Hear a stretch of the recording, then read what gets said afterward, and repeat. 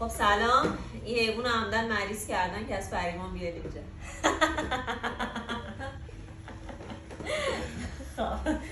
حیوان توی سن رشده، شاید باورتون نشه ولی این گندلک هنوز توی سن رشده. در واقع ممکنه که ببینید که میلنگه چند روز بدون اینکه اتفاق خاصی افتاده باشه، خود به خودم خوب میشه. میبینید بهش میگم پانوستایتیس یا التهاب استخوان.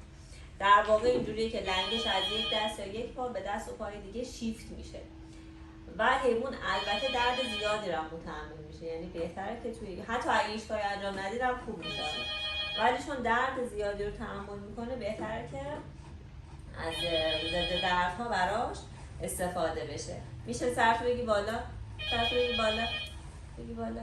آفرین، دختر خوشگلی داری. واقعا سرده مادر خیلی بیشتر دوست دارم، دست خودم نیست. یعنی لحظه که فهمیدم ماده است کلا اخلاق